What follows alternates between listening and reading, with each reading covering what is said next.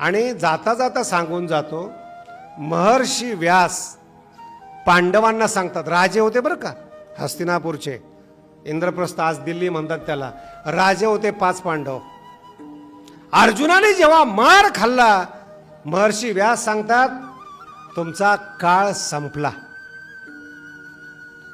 जर तुम्ही जगत राहिला, सगळेचे सगळे तुमचे अपमान करतील.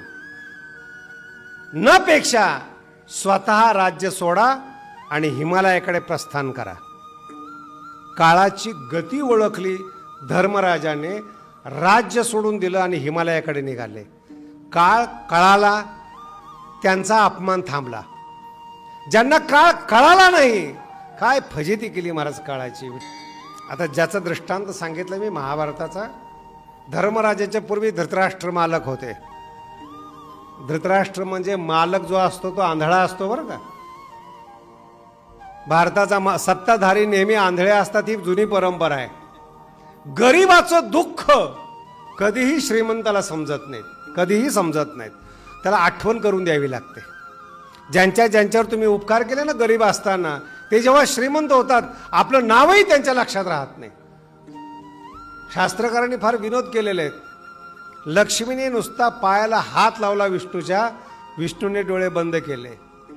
लक्ष्मीचा स्पर्श झाला ना तर डोळे बंद होतात, दिसत नाही त्या लोकांना. नाही कळालं, ज्यांच्याकडे लक्ष्मी आहे त्यांना काही दिसत, काय त्यांचे डोळे उघडवतो.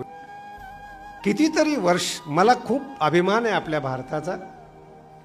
धृतराष्ट्र जेव्हा राजे होते, भगवान श्रीकृष्ण राजा धृतराष्ट्राच्या पाया पडत होते. मी काळ सांगतोय बरं का, काळ टप्पा विसरू नका. भगवान श्रीकृष्ण धृतराष्ट्राच्या पाया पडत होते. एक काळ बघा कसा आहे. मुलं वारले, सगळं बरबाद झालं, आणि जेवढे बुद्धिमान होते तेवढे मंत्री झाले, नकुल सहदेव. आणि ज्याला काहीच कळत नव्हतं पण ज्याच्यामुळं राज्य आलं तो आडदांड भीम, कोणतंही मंत्रीपद मिळालं नाही. आणि ज्यांच्याकडे ताकद आहे ते जर गुंतले नाही ना, ते विनाकारण दुसऱ्याला त्रास देत बसतात. मोकळे आहे ना, काही ना काहीतरी काम करून ठेवणार. ते गुंतलं पाहिजे कुठं ना कुठं तरी. माइंड जर रिकामा असेल ना, एम्प्टीलेस असेल तर वाईट लागले म्हणून समजायचं. काही ना काहीतरी द्यायला पाहिजेत. भीमाला काहीच काम नाही. भीम हा महाभारताचा महानायक आहे बरं. 100च्या 100 कौरव एकट्याने मारलेले आहेत, एकट्या भीमाने, दुसऱ्या कोणीच मारलेले नाहीत. लोकांना आठवतच नाही भीम. लोक कृष्णाकडे अर्जुनाकडे जास्त झोपतात. खरा नायक आहे तो भीम. आणि जेव्हा सगळं राज्य सुरू झालं, याने येऊन धृतराष्ट्राला डिवचायचं. भारताचा राजा, काळ बदलला. भीमाला काही काम नाही, धृतराष्ट्राची सत्ता गेली. आत्ताच्या भाषेमध्ये दोघंही मोकळं झाले. मग भीमाने जायचं धृतराष्ट्राकडे, आणि रोज एक मुलगा कसा फाडला हे धृतराष्ट्राला सांगायचं. किती काळ वाईट आहे हो, किती काळ वाईट आहे. आपल्या मुलाचं मरण बापाने ऐकावं याच्या इतकं पाप या पृथ्वीवर काहीच नाही. आणि हे सांगतो तुम्हाला, धृतराष्ट्राने किती पाप केलं व अजून सुद्धा इतकं पाप होत नाही. भर सभेमध्ये एका राजकुमारीचं वस्त्र हरण करायचं ही साधी बाब नाहीये. जिचं वस्त्र हरण करायचं ती राजकुमारी आहेत, सामान्य नाहीये ती. नवरे पुढे बसलेले आहेत. पाप कसं बाहेर निघतं ते सांगतो, काळ बदलतो कसा ते सांगतो. रोज एक पोलगा, 100 आहे ना, 3 महिने लागतात ना प्रत्येक पोरगा मारला कसा. बरं, मुलाचं मरण ऐकल्यावर तोंडात घास जाईल का? बोला ना. बरं, येते आता भीम बरगड्या काढल्या, मांडी चिरली, रक्त पिलो, हे शब्द काही चांगले आहेत का? हरिपाठ आहे का शांती मंत्र आहे ते? रोज एक पोरगा कसा मारला, मुंडकं कसं फिर. बरं, तो पैलवान आहे, त्याला काहीच करता येत नाही. तब्येत उतरली धृतराष्ट्राची आणि धर्मराजाला सांगितलं, तब्येत खूप खराब झाली, काय करू? काय झालं काय ते तरी सांगा. काय नाही, तुमचा भाऊ येतो आणि रोज एक मुलगा मारला सांगतो. ठीक आहे, मी सांगतो त्याला.